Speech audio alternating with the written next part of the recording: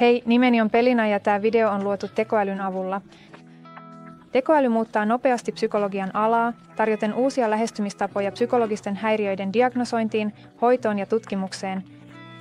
Analysoimalla puhetta, kasvonilmeitä ja käyttäytymismalleja, tekoäly voi tunnistaa mielenterveysongelmien varhaisia merkkejä ja luoda yksilöllisiä hoitosuunnitelmia potilaan historian, aiempiin hoitoihin reagoimisen ja geneettisten tietojen perusteella. Tekoälyllä toimiva etäpsykologia mahdollistaa etäterapiaistunnot, joissa terapeuttisia lähestymistapoja voidaan mukauttaa reaaliajassa jatkuvan data-analyysin perusteella, parantaen hoidon tehokkuutta. Lisäksi tekoäly auttaa analysoimaan suuria määriä psykologista tutkimusdataa, paljastaakseen trendejä ja kehittääkseen uusia hoitomuotoja. Näiden edistysaskeleiden myötä tulee kuitenkin merkittäviä oikeudellisia ja eettisiä haasteita, erityisesti koskien luottamuksellisuutta, tietosuojaa, kuten GDPR, ja vastuuta diagnostiikka- tai hoitovirheistä.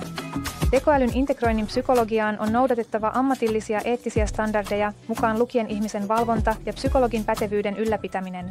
Selkeät oikeudelliset puitteet ja eettiset ohjeet ovat välttämättömiä tekoälyn vastuulliselle ja tehokkaalle käytölle psykologiassa, varmistaen potilaiden oikeuksien ja etujen suojelun samalla kun maksimoidaan tekoälypohjaisen hoidon hyödyt. Ota yhteyttä CrowdAI:hin nähdäksesi, kuinka tekoäly voi parantaa liiketoimintaasi asiakastukeen.